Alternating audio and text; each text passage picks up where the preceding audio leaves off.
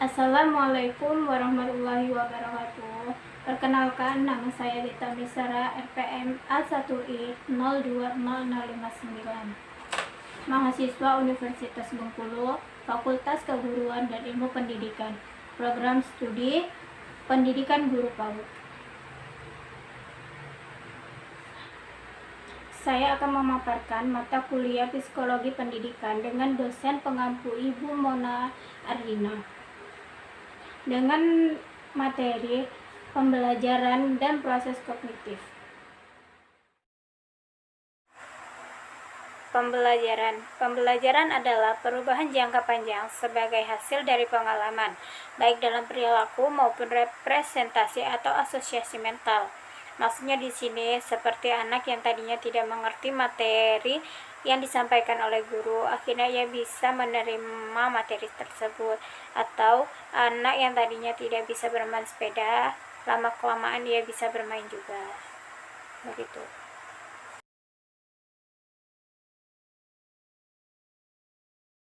Perubahan perspektif dalam pembelajaran. Yang pertama, perspektif behavioris adalah pandangan yang terfokus pada pengalaman dan dalam perilaku pada perubahan yang diamati. Misalnya, anak yang tadinya tidak berbaur dengan teman-temannya, akhirnya ia pun secara perlahan berbaur dengan teman-temannya yang lain.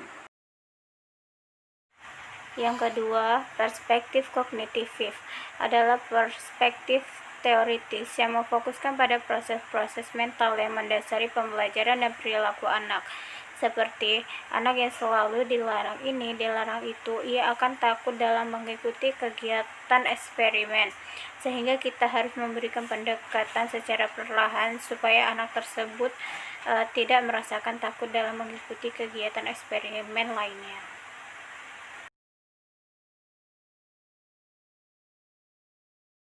Yang ketiga, perspektif konstruktivis, yaitu sebagai proses konstruksi pengetahuan oleh peserta didik berdasarkan pengalaman yang telah dilalui, seperti mengikuti lomba menari, lomba mewarnai, lomba puisi, atau lomba yang lain-lainnya.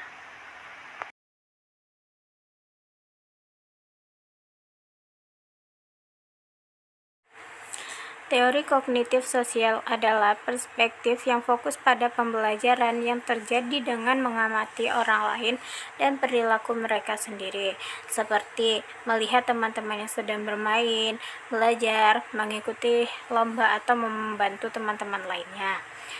Kita juga bisa melakukan kegiatan tersebut seperti belajar, bermain, melihat kegiatan perlombaan yang disediakan di lingkungan sekolah.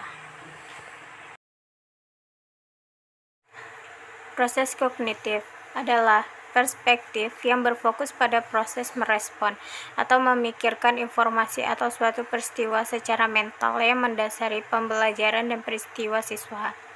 Misalnya anak yang tadinya tidak memikirkan apa-apa sebelum guru menjelaskan materi, sehingga ia memikirkan sesuatu yang telah dijelaskan tadi, dan juga ia memikirkan peristiwa apa yang telah terjadi sebelum ia sekolah.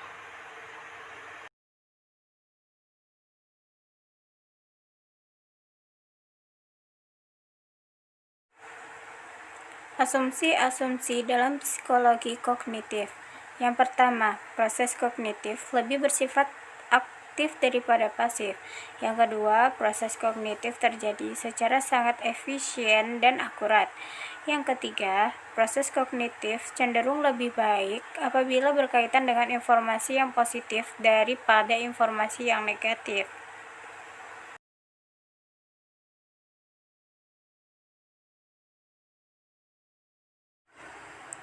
Yang keempat, umumnya proses kognitif tidak dapat diamati secara langsung.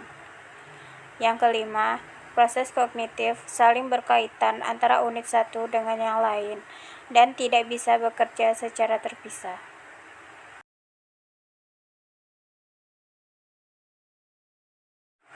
Istilah kunci dalam psikologi kognitif.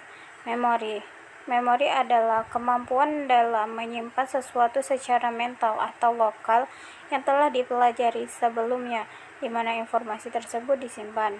Misalnya, kita memiliki kenang-kenangan indah bersama teman-teman saat sekolah. Kenangan tersebut pun kita simpan di dalam memori. Penyimpanan adalah suatu proses penempatan suatu informasi yang baru dipelajari ke dalam memori. Seperti anak yang tadinya belum menemukan informasi tentang pelajaran, ia pun mendapatkan informasi setelah ia mengikuti pelajaran di sekolah. Ia juga bisa mendapatkan informasi dari berbagai tempat, suasana, dan waktu, seperti di sekolah, di rumah, atau di lingkungan masyarakat, seperti tempat bermain di sekitaran.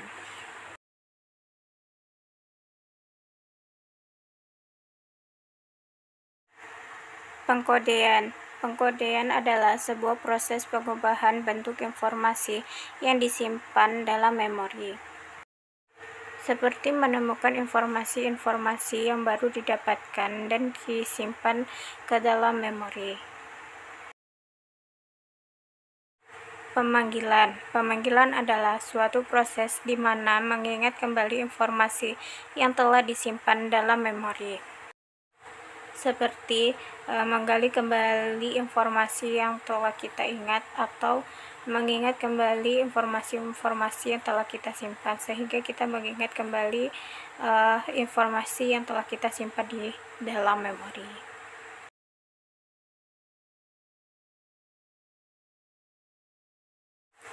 Sebuah model memori manusia yang terdiri dari sensory register adalah komponen memori yang menyimpan sebuah informasi yang datang dalam bentuk yang tidak teranalisa dalam waktu yang sangat singkat.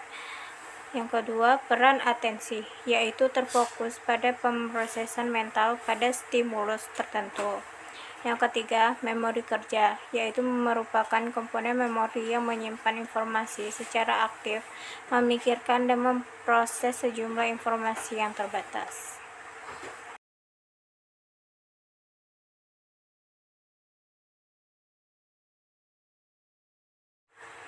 Apabila ada kesalahan kata, ucapan, maupun pemaparan materi yang saya sampaikan, saya pribadi mohon maaf. Saya akhiri. Wassalamualaikum warahmatullahi wabarakatuh.